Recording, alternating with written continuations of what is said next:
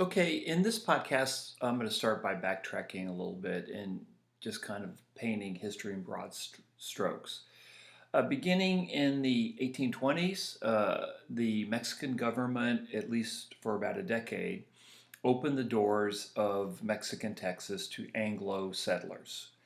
The reason they did that was they were desperate. Texas was poor. It was underpopulated. It wasn't unpopulated. It was underpopulated, and this was just kind of what we would call a Hail Mary pass on the part of the Mexican government to allow Anglo settlers and their slaves into Texas. The hope was is they'd come in, Texas would become part of the global cotton economy, which is what Tourget talks about, and that somehow these Anglo settlers, especially, would become profitable and loyal Mexican citizens. Well, we know that's not the way it went down.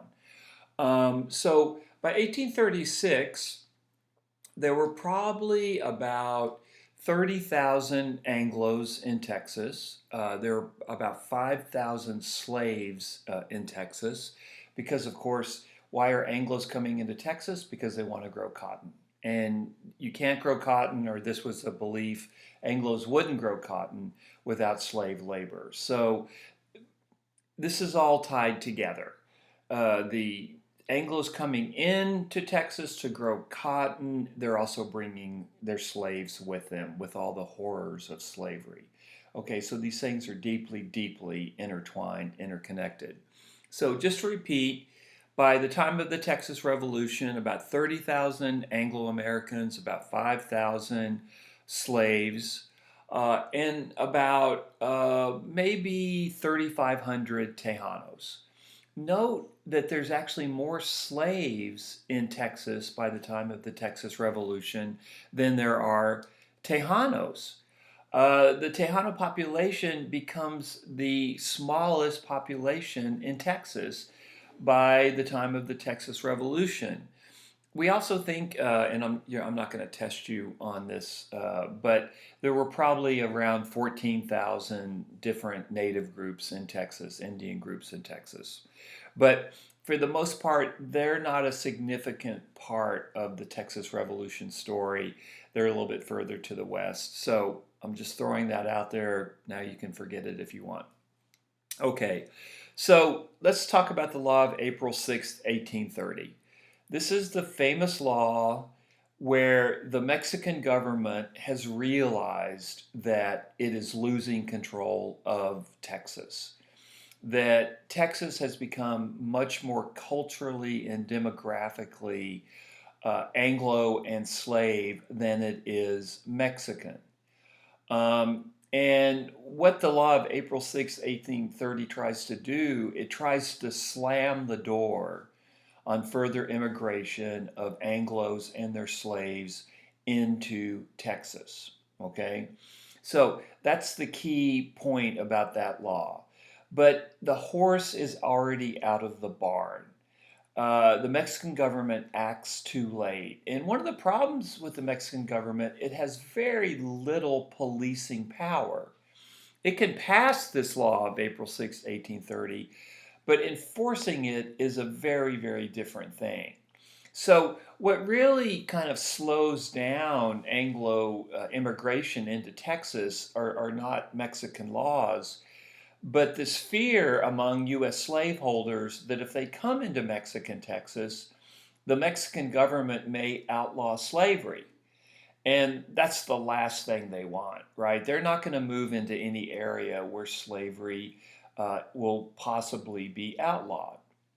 So, okay, Law of April 6th, 1830. Of course, this creates a huge commotion among Anglos in Texas.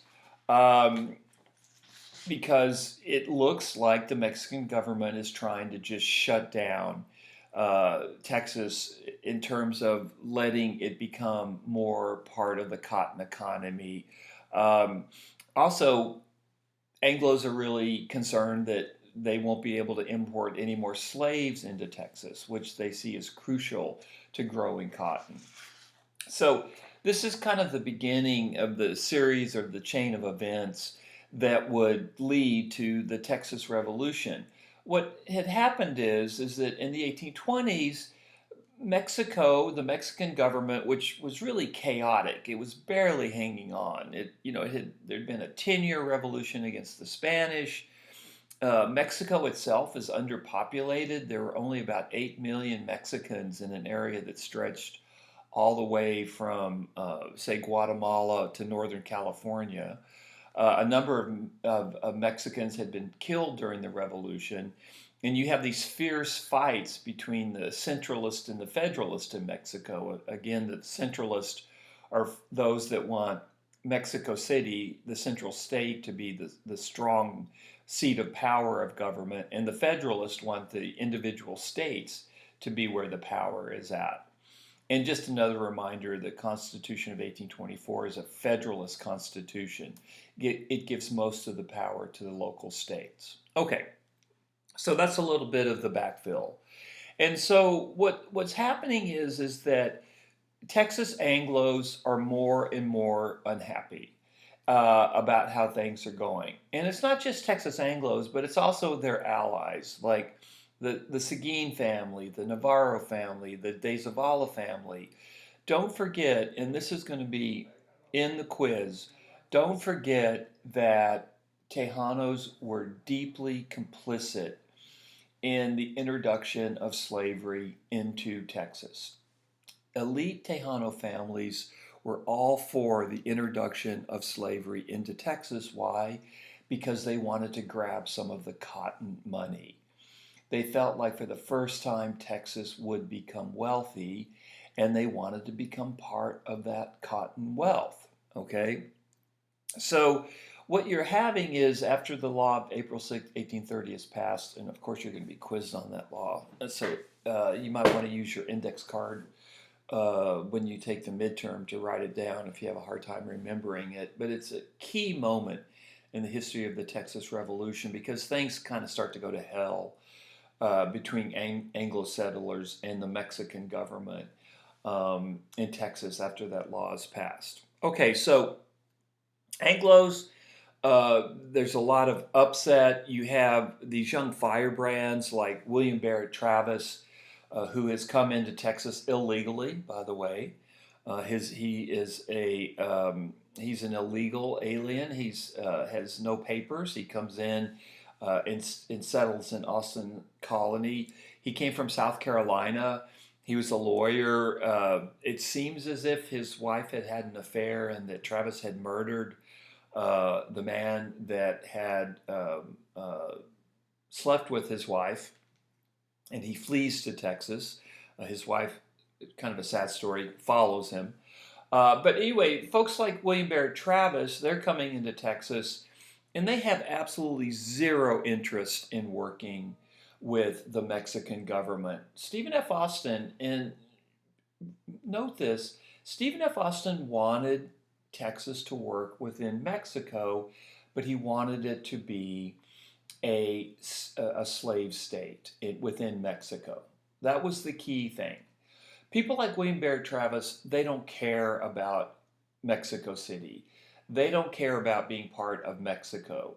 So what you have is you have kind of a new breed of Anglos coming into Texas after 1830, which are firebrands, which are demanding that Texas leave Mexico altogether.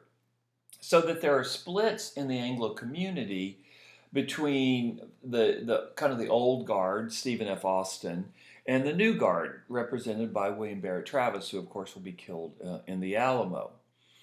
So Austin is becoming increasingly unpopular among Anglos in Texas because he can't stop what the Mexican government is doing in terms of trying to suppress Anglo and slave immigration into Texas. So Austin becomes a very controversial figure.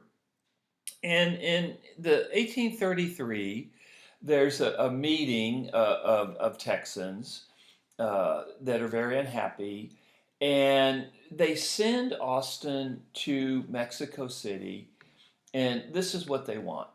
They want Texas to be separated from Coahuila. Remember, Texas in 1824 had become part of that bigger state, Coahuila y Tejas, and Texas was very much a junior partner.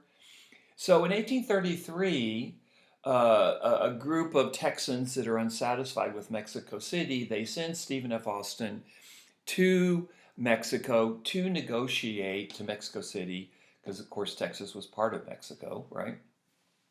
They send Austin to Mexico City to try to negotiate with the Mexican government to make Texas a standalone state. Okay, so this is a really key point, and it's one that's often missed in the discussion of the Texas Revolution. What Anglo-Texans most wanted up until 1836 was not Texas separating from Mexico, but Texas separating from Coahuila and becoming its own state. Remember, one of the problems with Texas being part of this larger state is they had to go to Saltillo if they wanted any business done, because so much power was in state capitals because of the Constitution of 1824. So Texas wants to be a standalone state.